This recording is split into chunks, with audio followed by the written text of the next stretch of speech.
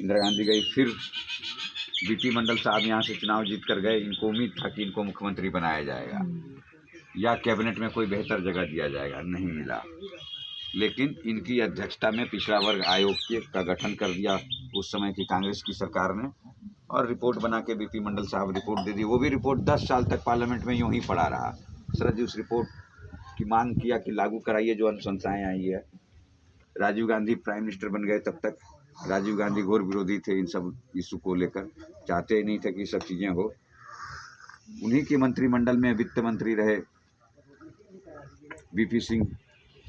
Bofors तो घोटाला हुआ, राजीव गांधी जी पर आरोप लगा रक्षा सौदा में, और उनके मंत्रिमंडल से वो रिजाइन किए और सोशलिस्टों को इकट्ठा करने का जो काम चौधरी चरण सिंह के साथ मिलके जो ये कर रहे थे शरद यादव, सबको मिलके इनको मौका मिला और संयुक्त मोर्चा का गठन हुआ। तो शरद यादव जी ने पहला नारा दिया, इसी तरह से घूम रहे थे, पहला नारा दिया कि भाई हमारी सरकार बनेगी तो हम पहला काम करेंगे कि देश में जो मंडल कमीशंस की अनुशंसाएं जो आई है, जो धूल फांक रही है, उसकी पहली अनुशंसा जो पिछड़ों को सरकारी नौकरियों में, केंद्र सरकार की नौकरियों में हम उसको आरक्षण का प्रदान करेंगे, जो 27% अनुशंसा की गई है।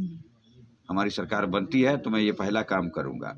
और घूम घूम के चौधरी देवीलाल, चंद्रशेखर, मधु दंडवते, SR बम्बई, जितने तमाम लीडर्स थे सब मिलके घूमना शुरू किए। तभी बिहार में लालू यादव का उदय नहीं हुआ था। अगर जो पुराने लोग हैं, आप 80 साल अपनी उम्र बताई, तो मैं इसलिए उस इतिहास की बात को दोहरा रहा हूँ। उस समय लालू जी को बिहार क्या कहीं नहीं जानता था, उनके जिले में लोग नहीं जानता था, उदय नहीं हुआ था। 77 में उनका उदय नहीं हुआ था, उससे पहले विरोधी दल का नेता। तो जब 89 की चुनाव आई और ये लोग घूमना शुरू किया, तो घूम घूम के लोगों को इन लोगों ने सोशलिस्ट वातावरण जिसका था या सामाजिक पृष्ठभूमि जिसका था, इन लोगों ने टिकट दिया और संयुक्त मोर्चा की सरकार यहाँ जीत के गई और वहाँ सरकार बन गई। सरकार बनी तो शरद जी अड़ गए। रामविलास पासवान जी उनके बहुत अभिन्न सहयोगी थे इन सवालों पर। मुलायम सिंह आरक्षण के खिलाफ चले गए, चंद्रशेखर फोड़ लिया उनको। ये लोग कोई नहीं चाहता था कि आरक्षण पहले दिन लगे, ये लोग चाहता था सरकार चलाएं, बीच में देख लेंगे आरक्षण लगाने। लेकिन शरद जी जानते थे, शरद जी कहते थे हम जैसे लोगों से और मंचों से भी कहते थे कि अगर इसको पहले दिन नहीं लगाया जाता तो फिर कभी मंडल नहीं लगता, कि मंडल फिर देश में नहीं लगता।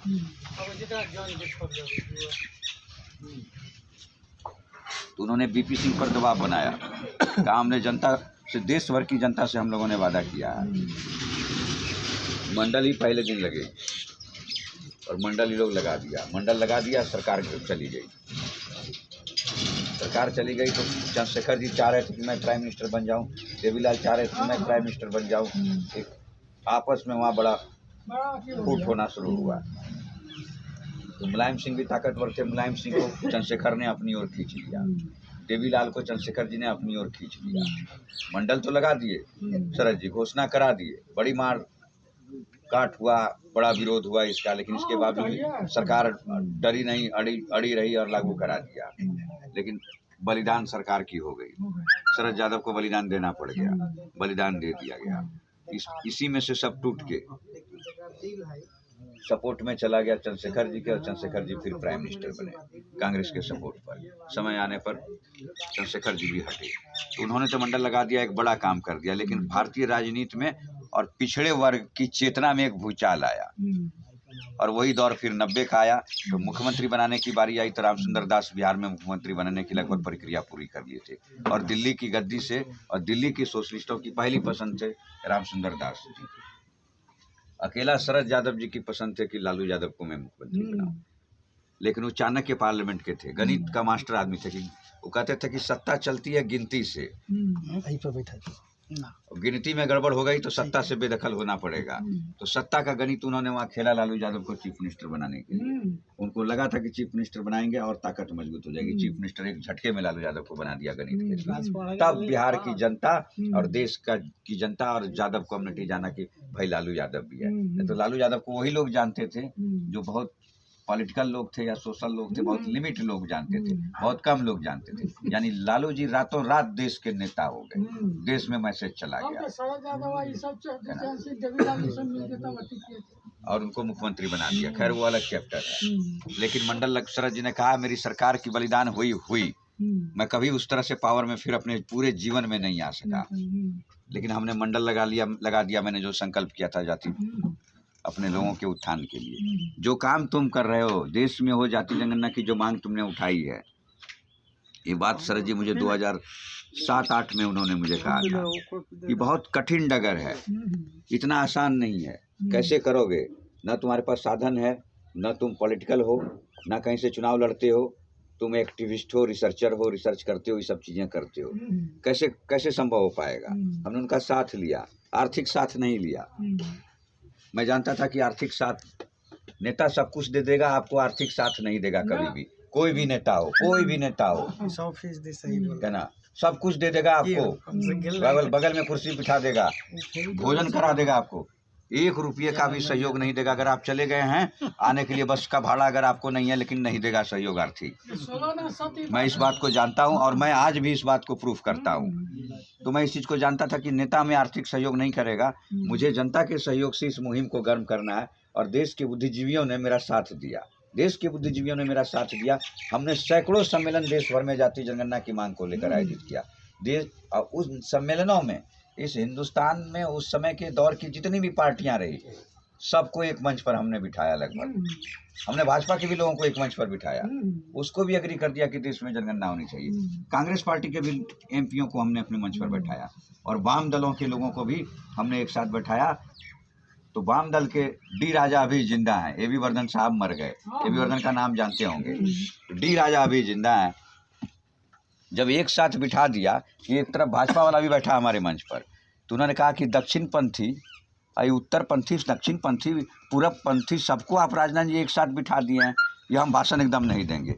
हम कह रहे सवाल मुद्दों का है, सवाल किसी ने कोशिश किया, आप लोग तो बिठा नहीं पाए, मैंने तो बिठा दिया।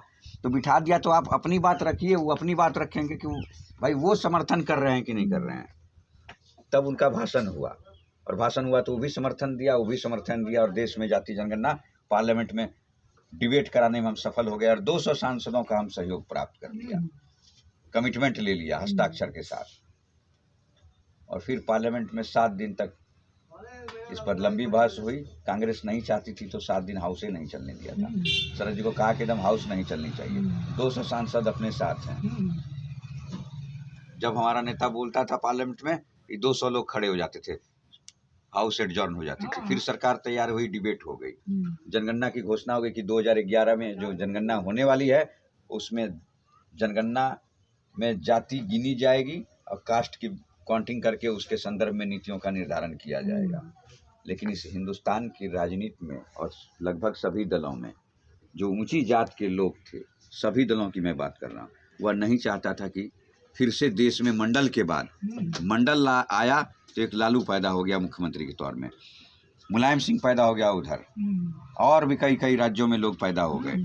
अगर ये आ गया थी तो तमाम बीमारियों का ऐसा एंटीबायोटिक है कि सत्ता से ही ख़त्म कर देगा हमेशा के लिए मुट्ठी भर जातियों को। इस हिंदुस्तान की आबादी में सबसे अधिक अगर कोई है तो वह पिछड़े वर्ग के लोग, सबसे अधिक। तो प्रधानमंत्री की कुर्सी उन लोगों को दिख गई कि कभी प्रधानमंत्री नहीं बनने देगा ये लोग। एक बार मौका मिला तो कई राज्यों में, खासकर हिंदी पट्टी की राज्यों में, कांग्रेस को एकदम धाराशाही कर दिया एक मंडल का फार्मूला ने। और दूसरा, जाति जनगणना हो गई तो फिर तो ये भाजपा वाला भी सोचा, कांग्रेस के भी लोग सोचा, क्षेत्रीय दलों में भी अपर कास्ट जो थे सबने सोचा गड़बड़ा जाएगा, सबकी चौकड़ी लग गई, वहाँ सब भूल गया। वाम दल, क्षेत्रीय दल, भारतीय जनता पार्टी, कांग्रेस पार्टी, सब में जितने भी ऊंची जात के लोग थे उन लोगों की एकदम चौकड़ी बनी कि इसको किसी तरह से रोक लेना है। और इसका नेतृत्व प्रणब मुखर्जी ने किया, चिदम्बरम ने किया, और जाति जनगणना होते होते रह गई। केंद्र सरकार ने जो तय किया था और जनहित अभियान की जो वैचारिक आंदोलन थी, बुद्धिजीवियों का जो आंदोलन था, उससे जो इस सवाल खड़ा हुआ था, दोनों सरकार, कांग्रेस और बीजेपी दोनों ने मिलकर लगभग 5,000 करोड़ रुपया इस जनता की गाड़ी कमाई के टैक्स के पैसे का बंदर बांट कर दिया। 5,000 करोड़ के आसपास की राशि थी ये। दोनों ने मिलकर गड़बड़ कर दिया और लास्ट में जनगणना की जो प्रक्रिया अपनाई थी, जिस सवाल पर हम लोग लगातार बोल रहे थे कि भाई जो सरकार ने जनगणना अधिनियम से जनगणना हटा दिया, जनगणना के प्रोसेस से इसको हटा दिया, जिस तरह से जनगणना करने का प्लान किया, भारत सरकार पैसा बर्बाद हो जाएगा, आंकड़े नहीं आएंगे। जिस उद्देश्य के लिए जनगणना की मांग की गई थी पार्लियामेंट में, और पार्लियामेंट में सभी दलों की सहमति से जो कमिटमेंट हुआ था, और उस समय के तत्कालीन प्रधानमंत्री मनमोहन सिंह जी ने पार्लियामेंट में घोषणा किया था, बीच ऑफ ट्रस्ट है ये पार्लियामेंट के लिए, इस देश की जनता के साथ धोखा है। हम लोगों ने इस सवाल को खड़ा किया, लेकिन नहीं हो सका सफल। 14 में ये सरकार बदल जाती है। 15 में हम लोगों ने फिर एक बड़ा सम्मेलन किया दिल्ली में, और प्रधानमंत्री नरेंद्र मोदी जी को आमंत्रित किया कि भाई सरकार अपना पक्ष रखे, सवाल 5,000 करोड़ रुपये का भी है। प्रधानमंत्री स्वयं तो नहीं आए, लेकिन अपने सलाहकार को उन्होंने हम लोगों के सम्मेलन में भेजा, और उनका सलाहकार ने, वो गाजीपुर के भूमियार जाति से है, गाजीपुर उत्तर प्रदेश के बनारस के पास का एक शहर है, वहाँ के रहने वाले भूमियार जाति से हैं। वो आए और उन्होंने जाति जनगणना का जोरदार वकालत किया, समर्थन देते हुए, और समर्थन देकर वहाँ से गए। और अगले दिन गृह मंत्री, भारत का गृह मंत्री बयान देता है प्रेस कॉन्फ्रेंस के जरिए कि जो कांग्रेस पार्टी ने जाति की गणना कराई थी, उसमें 9 करोड़ से अधिक गलतियाँ हो गई है, और उस डाटा को सुलझाने में बहुत कठिनाई आ रही है। तो प्लानिंग कमीशन, जो अब नीति आयोग हो गया, उसके उपाध्यक्ष उस समय थे प्रोफेसर अरविंद पनगड़िया साहब, जो लंदन यूनिवर्सिटी से आए हुए थे। तो कहा उनकी अध्यक्षता में एक कमेटी बना दी गई है 3 सदस्यीय, और वो फिर आगे कई तरह की कमेटियों को बनाकर इसमें सुधार करेंगे। आंकड़ा इकट्ठा करने एनजीओ चलाने वाले लोग आए थे, जो ऊंची जात के लोग थे। बिहार आया, पटना के किसी बढ़िया होटल में ठहरा, वहीं से वो कंप्यूटराइजेशन सिस्टम में भरना था, भर के चला गया। न तो गांव मालूम था, न व्यक्ति मालूम था, न समूह मालूम था, आंकड़ा गड़बड़ कर दिया सारा। जब क्रॉस वेरिफिकेशन करने का अवसर मुझे मिला उस कमेटी में, तो हमने सवाल खड़ा किया कि मैं बिहार के भागलपुर जिले का रहने वाला हूँ, और ग्राम पंचायत जानीडीह है, तो जानीडीह की स्थिति के बारे में मैं जानना चाहता हूँ कि वहाँ के लोगों ने क्या कहा, हमको उस आंकड़े से अवगत कराया जाए। कि मान लिया कि एक पंचायत की 10,000 की आबादी है कुल, बच्चे से लेके बूढ़े तक, तो उस 10,000 लोगों की स्थिति कैसी है, उसका क्या आंकड़ा निकल कर आया है, क्या लोगों ने जवाब दिया है उस क्वेश्चंस में, इंटरव्यू में, मैं जानना चाहता हूँ। कहा कि यही तो गड़बड़ हो गई है। हम कहे तो आप कैसे सुलझाइएगा, सारा आंकड़ा फेक है। मैं तो कहा था उस समय भी इंडिया टुडे छापी थी, अखबार छापा था, और कांग्रेस पार्टी के मिनिस्टरों ने भी इस पर सवाल खड़ा किया था। हमने कहा कि आपने तो ग्रामीण मंत्रालय को दे दिया, आपने शहरी मंत्रालय को दे दिया इस काम को करने के लिए, और दोनों ने मिलकर बंदर बांट करा दिया। आप बताइए, मैं जिस पंचायत का रहने वाला आदमी हूँ, मुझे उस पंचायत के बारे में डेटा हमको आप बताइए, क्या गलतियाँ, जरा कैसे सुलझेगा, जरा बताइए आप मुझे। एक्सपर्ट भी नहीं समझा पाया उसको। कहा तो इतना गड़बड़ है कि तो पता ही नहीं चल रहा कि आंकड़े हैं तो कहाँ कौन कौन सी जगह के हैं। हम कहती तो कचरा कर दिया आपने, और फिर इस कचड़े से कुछ निकाल के कहेगा यादव देश में 8% है, खत्म, जबकि इस हिंदुस्तान में यादव 20% है। अकेली जात है इस हिंदुस्तान में जो 20% है। 1931 के आंकड़े के आधार पर मैं कह रहा हूँ। हम लोगों ने विश्लेषण किया, 1931 में अंग्रेजों ने लास्ट जनगणना कराया था, और जाते जाते हर 1041 में जनगणना हुई, लेकिन विश्व युद्ध चल रहा था पूरे वर्ल्ड में, तो जनगणना प्रकाशित नहीं हो सका और देश आज़ाद हो गया। तो ठंडे बस्ते में अंग्रेज डाल दिया और डाल के चला गया। और बाद की जो जैसी सरकार बनी पंडित नेहरू के नेतृत्व में और पटेल जी के नेतृत्व में, इन दोनों ने मिलकर फैसला लिया कि हम लोग को देश में अब कास्ट काउंट नहीं करना है, जाति की गिनती हम लोग को करना ही नहीं है, और छोड़ दिया दोनों ने। रह गई 41 की जनगणना पब्लिश्ड नहीं हुई, अंग्रेज कराए और अंग्रेज लेके चले गए आंकड़े, लेकिन 31 तक कराया और 31 का आंकड़ा उन्होंने जारी किया, और भारत के गजट में भी आज भी है पूरी आंकड़ा। उस आंकड़ों के आधार पर इस देश में अकेला अगर कोई कम्युनिटी है तो यादव है, और 20% उसकी आबादी है, यानी 130 करोड़ में आप 20% है। सोच लीजिए आपकी आबादी कैसी है। यूं उंगली उठा दीजिएगा तो राजनीति चमक जाएगी देश में, लेकिन कारण कि सब हम टुकड़े टुकड़े में बटे हैं। हम यादव भी बहुत टुकड़े टुकड़े में बटे हुए हैं। यादव एक दौर था आज़ादी के आंदोलन में, और आज़ादी के आंदोलन के बाद और 90 के पहले तक समाज में छोटे बड़े लड़ाई झगड़ा जितना भी होता था किसी भी जात का, तो मर्डर कहलाता था उस समय यादव, गोप कहलाता था उस समय यादव। बुलाता था, रे मर्डर जी के बुलाना, फलना गोप बाबू को बुला। अगर वो कुछ कह दिए 4 लाइन तो अकाट्य माना जाता था। 90 के बाद ताकत बढ़ी, धीरे धीरे जातियों में विभेद शुरू हुआ, टारगेट करना शुरू कर दिया यादव को, और टारगेट करते करते तो आज समाज का उसको खलनायक बना दिया। वक्त है कि जुड़िए, सही बुरे का पहचान कीजिए, सही बुरे का पहचान कीजिए, और जो धारा विलुप्त हो गई है उसको कैसे फिर से जिंदा किया जाए, क्योंकि देश में अब पार्टी नहीं है, बड़ी बड़ी कंपनियां बन गई हैं। अब कंपनियां, छोटी कंपनियां के उत्पाद को ख़त्म कर देता है। अब जैसे समाज में पहले बाजार में चलता था, छोटा छोटा दुकान होता था, अब मॉल का कॉन्सेप्ट आ गया है। चकाचक बिजली, चकाचक चमक, चाहे अंदर साला कुछ भी रहे। तो जो छोटे छोटे काम करने वाले लोग थे वो प्रभावित हो गए बेचारे।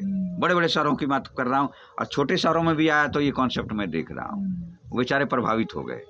उसी तरह से इस देश में जो पॉलिटिकल सिस्टम है कंपनियों के हाथ में सिमट गया, कंपनियों के हाथ में सिमट गया। अब पार्टी कौन चलाता है? अडानी चलाता है। पार्टी कौन चलाता है? अंबानी चलाता है। पार्टी कौन चलाता है? ऐसे ऐसे उद्योगपति जो लोग हैं वो चलाता है। सोशलिस्ट धारा को क्यों मार दिया? डॉक्टर लोहिया के विचार को क्यों मार दिया? वो जानता था कि समाज से, जो समाज में गैर बराबरी है, चाहे वो आर्थिक विषमता का सवाल हो या सामाजिक विषमता का सवाल हो, इस पर चर्चा लोहिया ही शुरू किया था, तो इस पर चर्चा ही नहीं हो। और आप उठा के 90 से 95, 2000 तक के दौर में ही सब चर्चा पार्लियामेंट में हुई, लेकिन धीरे धीरे कम हो गया। पिछले 10 सालों में मैंने देखा, पिछले 10 सालों में पार्लियामेंट में इस तरह की चर्चा खत्म हो गई।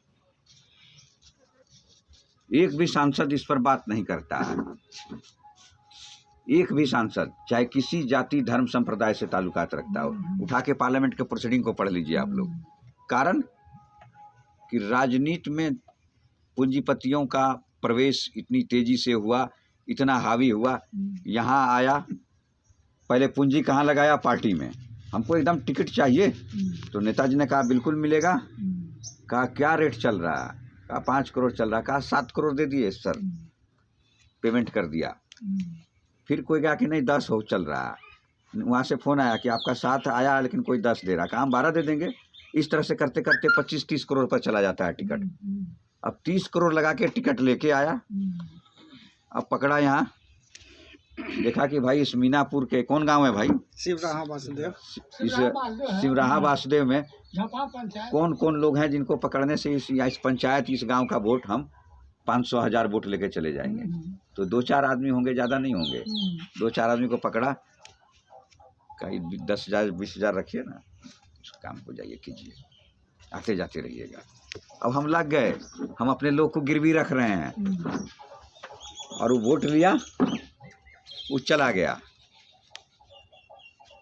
ना तो उस लीडर का जनता से कनेक्शन हुआ, और ना वोटर से उस नेता का कनेक्शन हुआ। बोलिए गलत कह रहे हैं तो हमको बोलिए। कनेक्शन नहीं हुआ, यानी रूबरू नहीं हुआ। अब आपको दे दिया, उनको दे दिया, कहा कि ठीक है वो प्रोग्राम मीनापुर में करा दीजिए। तो ऐसे ऐसे कई पंचायत में वो अपना सेट किया है। 10 पंचायत को सेट किया, कहा कि 10 पंचायत पुरवारी वाला तुम लोग कराओ जी। कहा कि ठीक है, ये ले जाओ 50,000, दाल भात का व्यवस्था कर देना, और टेंट वेंट लगा देना, 200 कुर्सी लगा देना, माइक लगा देना। वो लगा दिया, 4 गो टेम्पो भी लगा दिया। कहा कि चलो आज वहाँ प्रोग्राम होने वाला। 500 आदमी वहाँ आ गए। नेताजी एकदम कपड़ा पहन के एकदम तड़ा आए। 4-5 आदमी आया, भाषण झाड़े, झूठ बोलते रह गए, सब बात उल्टा बोल के गए, झूठ बोल के रह गए और चले गए। न तो विकास की बात किया, कोई बात कर रहा सती, कोई बात कर रहा नीतियों के निर्धारण के लिए कि भाई मैं आऊँगा और हम क्यों आना चाहते हैं और हम क्या करना चाहते हैं। बोलता है नेता इस विषय पर कि मैं आया हूँ आपके बीच और हम आपके लिए क्या करना चाहता हूँ, और वो काम हम कैसे करेंगे, उस काम को हम कैसे 5 साल में पूरा करेंगे आपके इस क्षेत्र के लिए, और इस क्षेत्र में क्या क्या करना है।